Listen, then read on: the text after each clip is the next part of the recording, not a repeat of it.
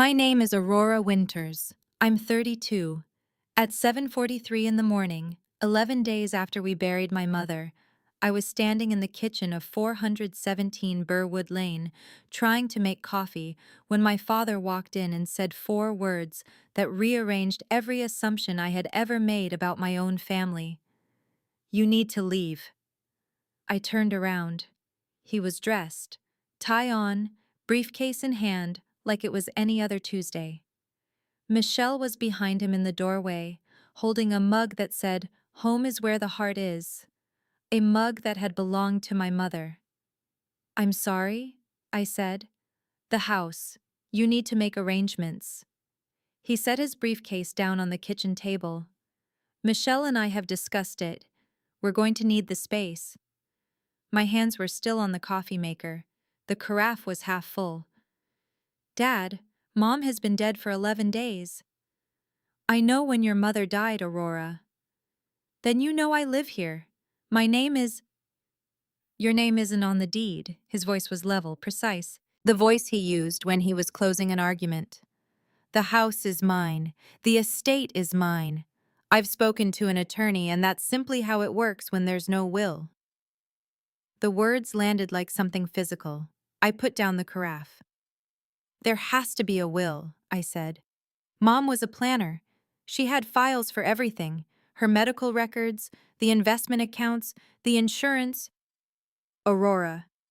He picked up his briefcase. "I'm not going to argue with you about this." "You're already arguing with me about it. You walked in here and told me to leave my home, and now you're—" "It's not your home." His voice dropped 1 degree, the way it does when he wants you to understand that the discussion is over. "It hasn't been for a while. You're 32 years old. You're not a college student. You were living here because your mother was sick and she wanted you close. She's not here anymore." Something cracked open in my chest, and it wasn't grief. It was something harder than grief. "So that's it?" I heard my own voice go quiet, not because I was backing down, because I needed to be very precise about what I said next. "She's been dead 11 days. You've changed the policy. I have lupus, Dad. You know my insurance is through the family plan. If you take me off that—" "That's something you can sort out through the marketplace," Michelle said from the doorway. I looked at her. She looked back. Calm. Organized. Like this was a line item on a spreadsheet she'd already reviewed. "I wasn't talking to you," I said. "Aurora." My father's voice had an edge now. "Michelle is part of this family." "She's been part of this family for 4 months. I've been part of this family for 32 years. "Don't do this." He shook his head slowly. The expression on his face, I recognized it. It was the same expression he'd used when I was 15 and I'd cried about something he considered unreasonable. Patient, slightly pained, like I was a problem he'd agreed to tolerate. "You have a tendency to make things about yourself when they're not about you. You just told me to get out of my house." "I told you to make arrangements. There's a difference." "There really isn't." Michelle stepped further into the kitchen. She set her mug, my mother's mug, on the counter beside the coffee maker. "Aurora, I understand this is hard, but Robert and I need to move forward. We need to be able to start our life together without—" "Without what?" I said. "Without me standing in the kitchen? Without a reminder that my mother existed?" "Without the tension," she said, gently, firmly. "Your presence here creates tension." I looked at my father. He looked at the floor. "You're going to file me under tension," I said. "That's what 32 years amounts to." He picked up his briefcase again. "We'll give you 2 weeks. That's more than fair." "And my insurance?" A pause. He glanced at Michelle. Something passed between them, quick, practiced, like they'd already been over this particular line. "You can look into your options," he said. "There are programs." "I have lupus, Dad. I take 4 medications. One of them costs $1,400 a month without coverage." He walked toward the door. "You're resourceful. You'll figure it out." He left. The door clicked shut behind him. Michelle stood in my mother's kitchen for another 3 seconds, looking at me with that composed, careful expression. Then she picked up her mug and followed him out. I stood at the coffee maker for a long time. The carafe finished brewing. Steam rose from the pot. Outside the kitchen window, the backyard garden, my mother's tomatoes, her climbing rose, 12 years of her hands in that soil, was just starting to catch the morning light. I did not cry. My hands weren't even shaking. I was something past shaking. I poured the coffee, sat at the kitchen table, and looked at the room like I was trying to memorize it. Before I go on, if stories about standing up for yourself mean something to you, about what happens when the people who are supposed to protect you decide you're an inconvenience instead, please hit like and subscribe. Tell me in the comments where you're watching from right now and what time it is there. I want to know who's listening, because this story isn't just mine. Let me take you back 12 years, to a Tuesday afternoon in October when I was 20 years old and the world still made sense. My mother, Karen Winters, had a garden behind 417 Burwood Lane. Every October, first Tuesday of the month, she made tomato soup from scratch, real tomatoes, garlic, fresh basil from the plot by the back fence. The whole house smelled like simmered sweetness and something earthy and safe. She'd been doing it since before I was born, and she never once made it from a can. That Tuesday, I'd come home from my first semester of community college, and I'd failed a midterm. Not spectacularly, just badly enough to scare me. I'd also spent 3 weeks with wrist pain that made it hard to write, fatigue that followed me around like something attached to my coat. I sat down at the kitchen table and started to cry before I even got my bag off my shoulder.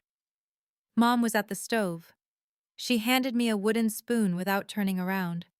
"Stir," she said. I stirred. I told her about the exam, about the pain, about the mornings when it took me 20 minutes just to fully open my hands. She listened to all of it without interrupting once. When I finished, she turned down the burner, crossed the kitchen, put both hands on my face, and looked at me the way only she could, like I was completely known and completely safe, both at once.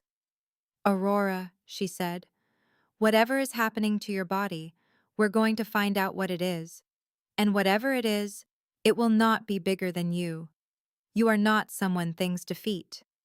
2 months later, I was diagnosed with systemic lupus erythematosus. I was 20 years old. The word chronic sat in the middle of that appointment like a stone dropped into still water, and the ripples just kept going.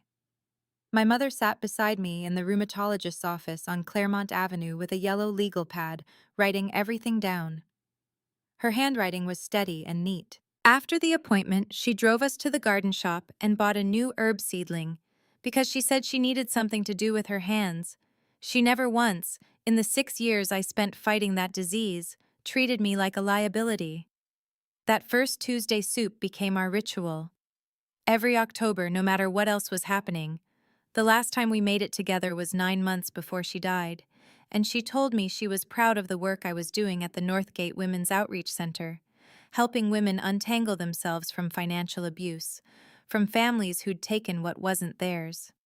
She stirred the pot and said, "You help people who can't help themselves yet. That matters more than you know, my garden girl." My garden girl. That was her name for me. Since I was 4 years old and followed her around the yard in rain boots, poking at the dirt.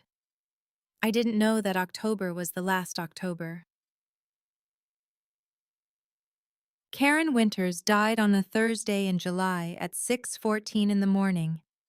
She had been fighting ovarian cancer for 8 months, stage 3, diagnosed the previous November.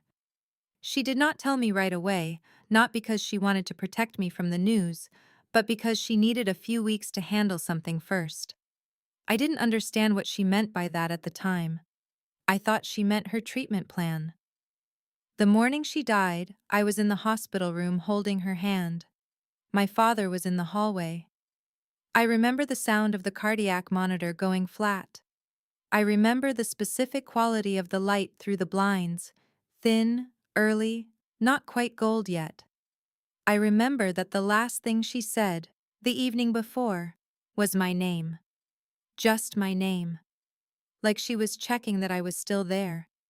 I was there. 212 people came to the funeral. Karen Winters had touched that many lives. Her attorney, Margaret Hollis, sat in the fourth pew. Her sister, my Aunt Vivian, flew in from Portland. A woman named Michelle Greer, who had been attending my parents' church since January and who had been driving my father to the grocery store since April, sat in the third pew beside my father. I sat in the second pew, alone. I told myself it was a seating mix-up. 3 days after the funeral, my father called me into his office, the small room off the living room where he kept his files and his printer and his color-coded budget binders. Michelle was already in there, sitting in the chair across from his desk with a legal pad and a pen. "Your mother didn't have a will," he said.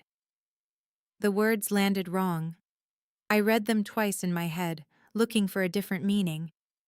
That can't be right. I've checked. There's no filed document.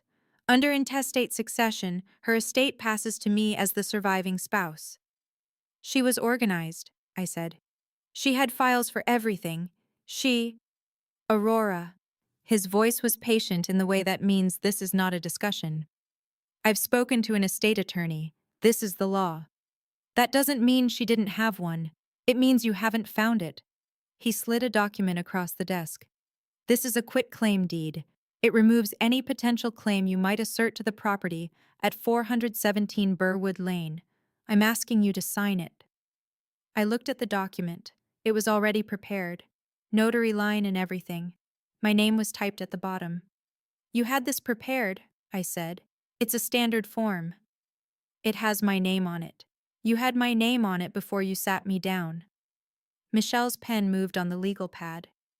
I'm not signing this, I said. My father leaned back. His expression shifted, the patient veneer stayed, but something underneath it went tight. Aurora, this is not a negotiation. Legally, the estate is mine. I'm asking you to sign this to keep things clean and avoid a prolonged process. If you choose to make this difficult, I'm not making anything difficult. I'm reading a document before I sign it, which is what any reasonable person does. I pushed it back across the desk. I need to talk to an attorney. You don't have money for an attorney. He said it simply, like a fact, like he'd already calculated it, like he knew exactly what I had in my account, which at that moment was $3,400. He probably did know. He'd been managing the family finances for 30 years. Then I'll find one, I said. I stood up. My legs were steady.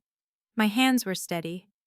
My face felt like someone had pressed a hot plate against it, but I kept my voice even. Aurora. He said my name in a specific way, not warm, not cold, just pointed, like he was marking where I stood. Your mother spent her whole life accommodating your condition. I've done the same. But I have my own life to consider now. Don't make this about something it isn't. I left the room without answering. I walked up the stairs, sat on the edge of my bed, and stared at the wall for 11 minutes. I counted them on the clock above my desk. Then I called the one person who might know what to do, my Aunt Vivian. She didn't pick up. I left a voicemail. My voice cracked once, at the end, and I hated myself for it. Within 10 days, the Facebook posts started. My Uncle Gerald, my father's older brother, who lived in Riverside and had attended the funeral without speaking to me once, posted a long status update about the importance of respecting a father's grief and how some people just can't let go of what was never really theirs. 43 people liked it. 3 of my cousins shared it. A woman I'd grown up calling Aunt Diane left a comment. Some people just want to cause problems. So sad. I found out when a coworker at the Northgate Center texted me a screenshot at 9:51 on a Wednesday night with a message that just said, "Aurora, is this about you?" I sat on the floor of my apartment, a studio I'd rented in a panic 2 days after my father handed me the quitclaim deed, and read the post 3 times. Then I put my phone face down on the carpet. I had $2,890 in my bank account. My COBRA paperwork had arrived that morning. $680 a month to maintain my health insurance, if I elected within 60 days. I had 2 weeks' worth of my lupus medication left. The specialist I'd been seeing on Claremont Avenue didn't take marketplace plans. I sat on that floor for a long time. The Northgate Women's Outreach Center was on Fairfield Street, third floor of a building that had once been a shoe factory and still smelled faintly like rubber and old wood. I'd been there as a student intern. After I got my outreach worker certification, I'd stayed on part-time, 22 hours a week, $18.40 an hour. Not enough to cover the COBRA and the rent and the medication, but enough to keep moving. My supervisor was a woman named Priya Suresh, 51, sharp, with a habit of writing everything down in a green-covered notebook she kept in her left pocket. On my third day back after my mother's death, she pulled me aside before the morning intake session. "You look like you haven't slept," she said. "I slept a little." "How's the coverage situation?" "I'm working on it." She wrote something in her notebook. "There's an emergency fund, for staff and clients both. The application takes about 3 days." I didn't say anything for a moment. "I don't want to take from the clients." "The fund exists for both." She clicked her pen closed. "Think about it.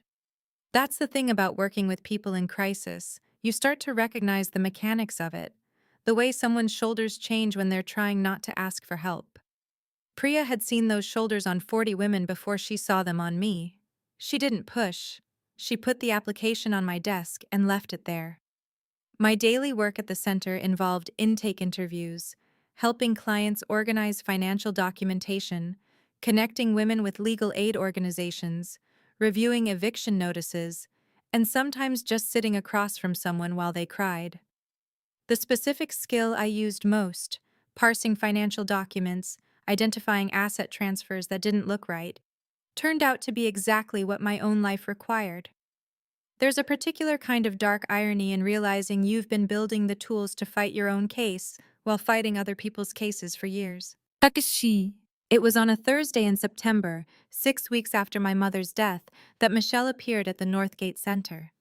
I was at the front desk covering for our receptionist, Gwen, who had a dentist appointment.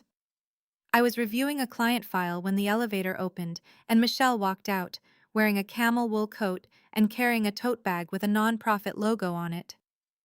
She looked around the reception area the way people look when they're trying to figure out if they're being watched. She saw me. Something shifted in her expression, just briefly, a fraction, but she recomposed it immediately. "Aurora," she said, "I didn't know you worked here." "This is where I work," I said. She crossed the room. There were 4 other people in the waiting area, a woman with 2 children, a college-age girl filling out paperwork, and a man from the legal aid office who was talking quietly on his phone in the corner. They all looked up when Michelle walked in. She had a presence, organized, purposeful, the kind of person who fills a room without meaning to. "I'm here to make a donation," she said, loud enough that Gwen's intern could hear from her desk across the room. "I've been looking for ways to give back. Robert mentioned you worked somewhere like this." "You can leave a check at the desk," I said. "I'd actually love to see what you do here." She looked around the room, at the clients, at the resource boards on the wall, at the intake forms stacked at the edge of my desk. "It's important work." "It is." She leaned against the counter. Her voice dropped, but not enough. "You know, I've been worried about you. Robert has too. This whole situation has been so hard for everyone. We just want you to be okay." One of the children in the waiting area was looking at us. The college-age girl had stopped writing. "I appreciate that," I said. "Aurora." Her voice was gentle, designed to be gentle. "You've been a burden your whole life to this family, and that's not a criticism. Karen felt guilty about your disease, about the sacrifices it required. She tried to make it right. But you're a grown woman now. It's time to carry your own weight." The room went quiet. Not completely, the legal aid attorney kept murmuring into his phone, but the waiting area had that specific quality of held breath, where everyone is trying to decide whether they heard what they thought they heard. My hands were flat on the desk. I looked at Michelle. I did not look away from her. I did not blink faster than normal. I did not allow any of the things moving through my chest to reach my face. "Thank you for coming in," I said. "Would you like a donation receipt form?" Her composure cracked, just slightly. She'd expected something. Tears, maybe. An argument she could describe later as confirmation of my instability. "I meant it kindly," she said. "I know you did." I reached under the desk, pulled out a donation receipt form, and slid it across the counter. "Fill in your information and the amount. We'll send a confirmation email within 2 business days." She stood there for a moment. Behind her, the college-age girl was watching with her pen paused in midair. The woman with the 2 children was watching too. Michelle picked up the form. She wrote a check for $250, which she dropped on the counter without looking at me again. Then she walked back to the elevator.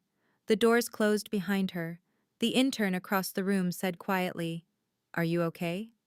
"Yeah," I said. I pulled up the next client file. "We have a 10:15. Can you let me know when she arrives?" But something had changed in the 3 minutes Michelle stood at that counter. Something in my chest had gone from soft to solid. Not rage, not grief, not the complicated thing that had been sitting in me since the morning my father put a quitclaim deed on the kitchen table. Something simpler. Something that felt like clarity. I had been waiting. I stopped waiting. The box was in the back of Aunt Vivian's storage unit on Millbrook Avenue. She'd called me back the week after I left the voicemail. Hadn't said much on the phone, just asked me to come by when I could, and gave me the address. The storage unit was climate-controlled, about 10 by 10 feet, stacked with moving boxes labeled in my mother's handwriting. Vivian met me there on a Saturday morning at 9:30. She was 58, shorter than my mother had been, with the same dark eyes and a habit of pressing her lips together before she said something important. She unlocked the unit, walked straight to the back left corner, and moved 2 boxes aside to reach a third one, small, sealed with packing tape, labeled in Mom's neat print. Aurora. Private. "She brought this here herself," Vivian said. "8 months ago, right after she got the diagnosis. She handed it to me. I've been holding it since." "You knew?" I said. "She asked me not to say anything until you were ready." Vivian looked at the box in my hands. "I think you're ready." I drove home and sat at my kitchen table for 3 minutes before I opened it. Just sat there with the box in front of me, feeling the weight of it. A moving box, maybe 12 inches square. My name in my mother's handwriting. Something that had been waiting 8 months for me to be ready. I opened it.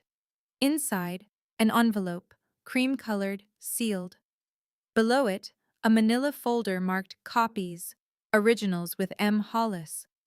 Below that, a smaller envelope containing a USB drive labeled Video, Play, Last. I opened the letter first.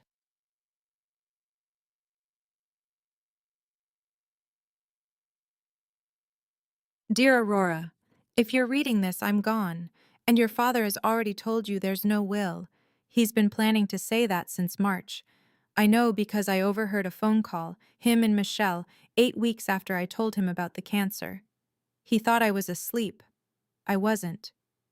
Do you remember the last October we made soup together? You said you didn't know how to protect people the way I did. I told you to start with the documents. I meant it. The original will, executed November 14th of last year, is with my attorney, Margaret Hollis. Her office is at 2240 Kessler Boulevard, Suite 8. She's been holding it since I signed it.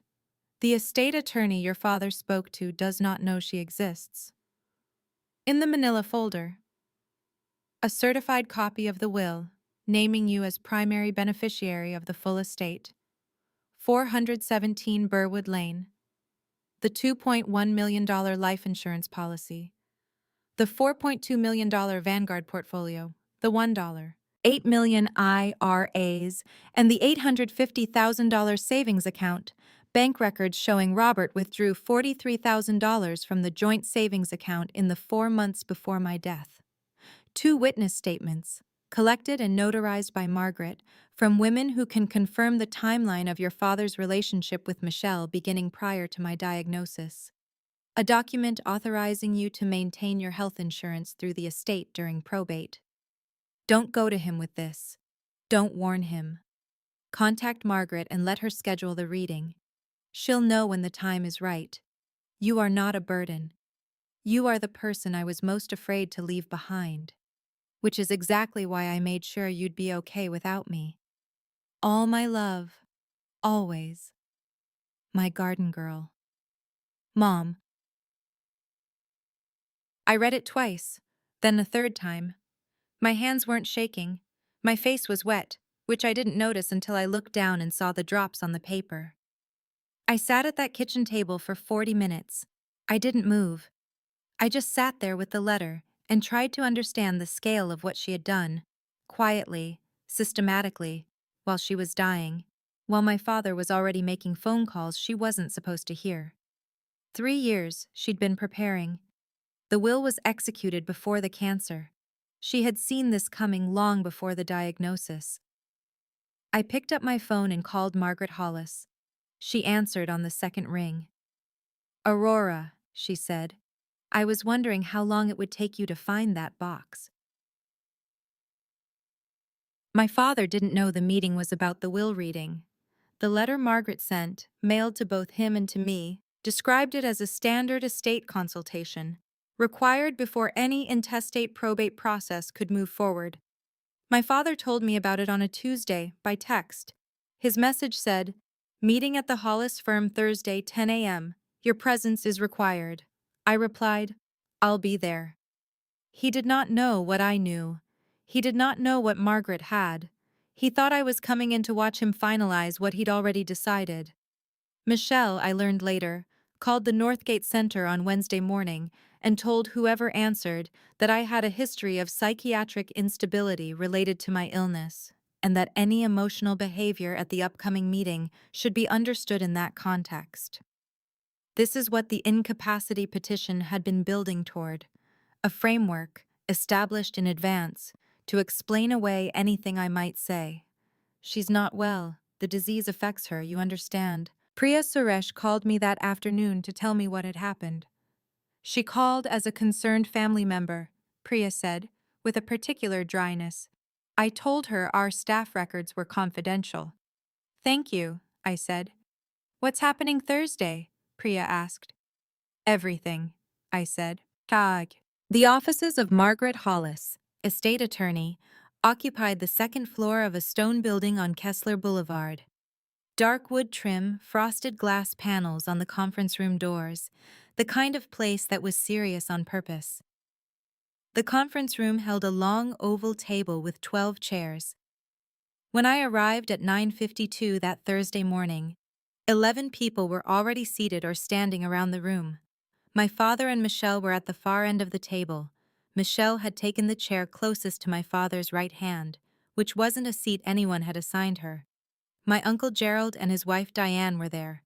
My father's accountant, a man named Brent, sat across from 2 men I recognized as my father's attorney's associates. Aunt Vivian sat at the near end of the table, hands folded, expression the same as when she'd handed me the box in the storage unit. Margaret Hollis stood at the head of the table near a laptop and a small conference speaker. She was 63, white-haired, and had the particular stillness of someone who has been in many rooms like this and has never once lost her footing. My father looked up when I walked in. He nodded once, the nod of a man who is very confident about what is about to happen. Michelle did not look up. She was writing something in her planner. I sat in the chair to Margaret's left. I folded my hands on the table. At 10:02, Margaret closed the conference room door. "Thank you all for coming," she said. "I'm going to move quickly, because I know everyone's time is valuable. Before we discuss any probate procedures, there is a matter of foundational documentation that the estate requires this group to hear." My father frowned. "Margaret, we understood this was a consultation about the intestate." "Yes," she said. I'm getting to that. She opened a folder on the table. Robert, on what date were you informed that Karen had no will? A pause. He looked at his attorney's associates. I consulted with an estate attorney approximately 2 weeks after Karen's death. He confirmed there was no filed. Who is the attorney? David Morrow, on Prescott Street. Mr. Morrow was not Karen's attorney, Margaret said. I am Karen's attorney. I have been since 2019. In November of last year, Karen Winters executed a valid, witnessed, and notarized last will and testament in this office. I have the original document here. She lifted it from the folder. This will was filed with the county clerk on November 17th. The silence that followed lasted approximately 4 seconds. In that silence, I watched my father's face do something specific, a kind of controlled dissolution, like a building that doesn't fall all at once but settles, floor by floor. Michelle's pen stopped moving. That's, my father started. I checked. The county records. The will was filed under Karen's full legal name, Karen Elizabeth Winters née Farrow. The search you instructed Mr. Morrow to conduct was run under Karen Ann Winters. It returned no results. Margaret's voice didn't change. She was not unkind, she was simply exact. The difference is significant. Gerald shifted in his chair. Diane's hand moved to cover her mouth. This will, Margaret continued, names Aurora Winters as primary beneficiary of the full estate. That includes the property at 417 Burwood Lane, the $2.1 million protective life insurance policy, the $4.2 million Vanguard investment portfolio, the $1.8 million held across 3 IRA accounts, and the $850,000 in the joint savings account, minus the $43,000 withdrawn from that account between March and June of this year, which the will specifically notes and which is addressed in the supplementary documentation. The supplementary documentation, the bank records. My mother, from 8 months in the past, annotating her own estate papers to flag a withdrawal she had already predicted. This is, my father said. He stopped, started again. Karen never told me about a will. This is the first I'm hearing of this. If she had a will, I would have known. She chose not to tell you, Margaret said. She provided me with a written explanation of why. I'm not required to share that explanation, but I will tell you that it was specific, and that I am satisfied it represents Karen's genuine and rational intentions. Michelle put her pen down. Robert. Her voice was low, tight. There must be a challenge, my father said. Undue influence, or she was ill. Her judgment at the end of her life was, Karen executed this will in November, Margaret said. Her cancer diagnosis came 3 weeks later. She was in full health at the time of execution. I have 2 witnesses and a notarized physician's clearance documenting her cognitive capacity. She looked down the table. I'd encourage you to speak with your own counsel before making assertions about her mental state. The color in my father's face had changed, gone a particular shade of gray. Michelle was very still beside him. Furthermore, Margaret said, Karen provided me with documentation relating to a court petition that was filed last month. A petition to declare Aurora Winters mentally incapacitated due to her lupus diagnosis. I want the room to understand that this petition was filed after Karen's death, without her knowledge or consent, by people who did not know about this will. Gerald made a sound. Diane's hand dropped from her mouth. She turned and looked at my father, not with sympathy, with something else. All this time, she said, quietly, more to herself than to the room, you said she was making it up, that Aurora was making up drama about the house. Diane, Gerald said. She had a will. Karen had a will. She planned for this. Diane looked across the table at me. Did you know? I found out a few weeks ago, I said. My father turned to face me. Something in his expression, the patient precision, the sense of managed control, had broken apart. What was left underneath was rawer, less certain. You could have come to me with this. We could have worked this out privately. I looked at him for a moment. He was, in that moment, still trying to make this into something manageable, something that could be redirected, reframed, kept inside the family where no one else would see it. Mom wanted this room, I said. She scheduled this, not me. On the laptop in front of Margaret, a video file waited to be played. Karen also prepared a video statement, Margaret said. She recorded it in January. She asked that it be played at this meeting, in front of everyone present.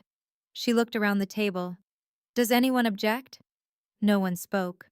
Margaret pressed play. My mother appeared on the screen. She looked the way she always looked. Dark eyes, dark hair just starting to go silver at the temples, wearing the green cardigan she'd had for years. She was sitting at a desk I didn't recognize, in a room with a window behind her. Outside the window, it was winter. Bare branches, gray sky. She looked directly into the camera. Hello, she said. If you're watching this, then I'm gone, and I imagine the room is a little tense. I'm sorry about that. I'm not sorry about why. She paused. Her hands were folded on the desk in front of her, steady, like she was in a meeting she'd prepared for. I loved my husband for many years. I don't say that as a preamble to bitterness. I say it because I want you to understand that what I'm about to tell you isn't something I say easily. She looked directly into the lens. Robert knew about this will. He was with me at the attorney's office. And then, 4 months later, he came to me and asked me to change it, to leave Aurora with only the house and a trust for her medical expenses, and to redirect the investment portfolio and insurance policy to a joint account. He told me it was simpler. He told me it made sense for estate planning purposes. A pause. He told me this 2 weeks after I overheard his first phone call with Michelle Greer.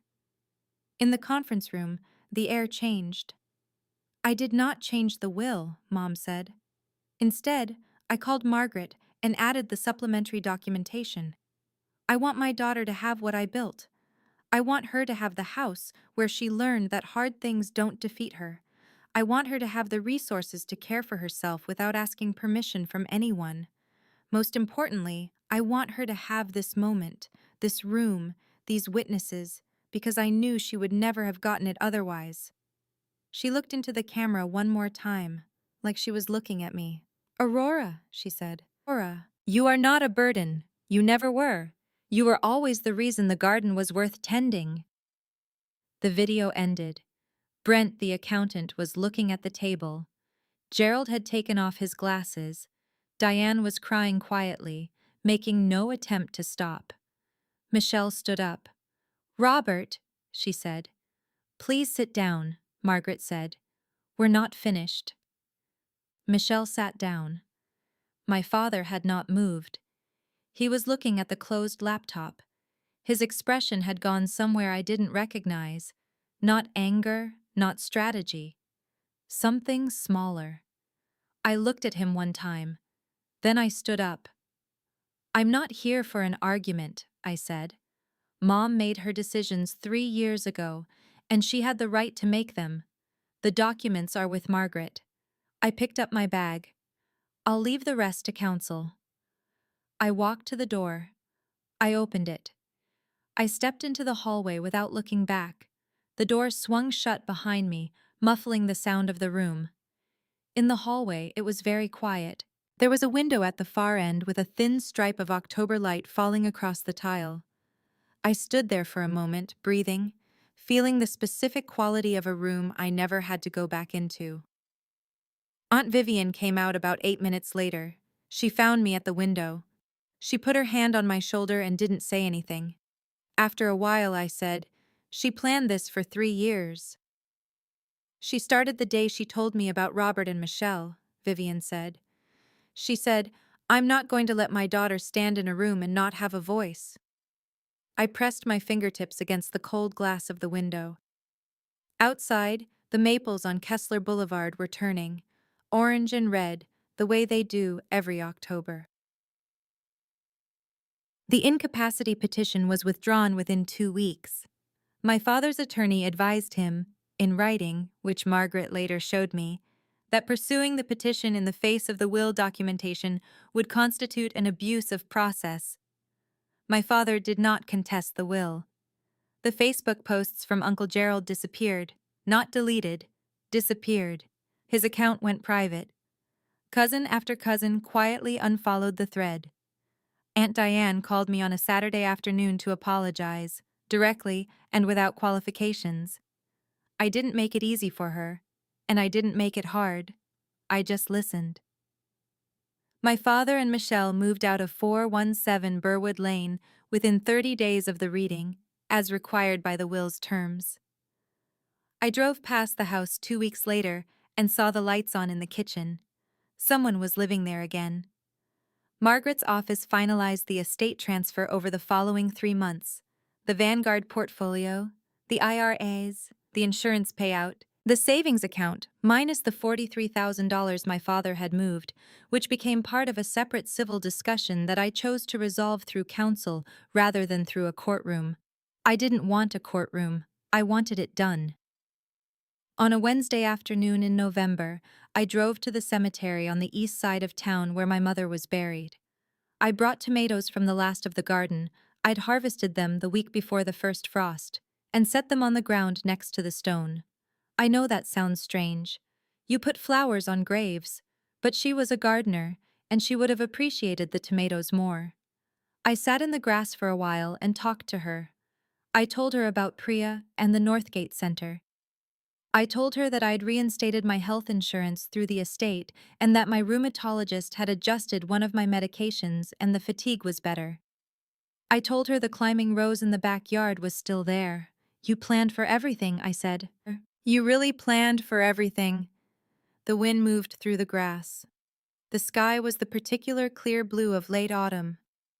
Somewhere in the trees at the edge of the cemetery, a bird was making a sound like a question. 6 months later, I am sitting in the kitchen of 417 Burwood Lane. It is a Tuesday morning in April, 7:52 a.m. Coffee brewing on the counter, the same coffee maker, the same counter, but the mugs are mine now, the ones I chose. There's a pot of basil on the windowsill that I started from seed in February. The climbing rose has already started its first buds for the season, which the internet tells me is early, but which doesn't surprise me at all. I enrolled back in graduate school in January. Social work, full-time, with a concentration in economic justice and policy. The program is at Creston University, 40 minutes from here. I go to class 3 days a week and work at the Northgate Center the other 2. I will finish in 2 years. I've already talked to Priya about what comes next. My lupus is managed, not gone, never gone, but managed. The medication works. I have the rheumatologist on Claremont Avenue back. I have the resources to keep seeing her, and I intend to keep seeing her for a very long time. On my desk in the room that used to be my mother's office, there is a framed photo. Mom at the kitchen table, October, holding a wooden spoon, laughing at something just outside the frame. I don't remember who took it. I found it in a box I packed from this house when my father changed the locks, and I carried it through every temporary place I lived until I carried it back here. There is a yellow legal pad on the desk too, not hers, mine. I write things down now, everything. It turns out she was right about that too. If you're watching this and you've ever been told you were a burden by the person who was supposed to protect you, type "not a burden" in the comments. If you were told to be quiet about something that mattered, to wait, to not make things harder than they needed to be, type "I waited long enough." Both are true. Both are valid. The thing my mother understood that I didn't, not until I sat in that conference room and watched a video she'd recorded in January when the branches outside the window were still bare, is that documentation is an act of love. The will wasn't revenge. It was her refusing to let the loudest voice in the room win by default. She didn't yell. She didn't fight. She prepared. And when the time was right, she made sure I was standing in the room. If this story meant something to you, check the description for more stories just like this one. Thank you for being here. Take care of yourselves out there. And this October, if you can, make something from scratch. Something that fills the whole house. I'm back in the kitchen now. The coffee is ready. Outside the window, the garden is just starting to wake up from winter. The rose canes already pushing green at the tips, the basil in the pot catching the morning light. I pour the coffee. I sit down at the table. The house is very quiet, and the quiet is mine. My garden girl, she said, the last October we had together. I stir my coffee and listen to the birds outside, and for the first time in a very long time, that is enough.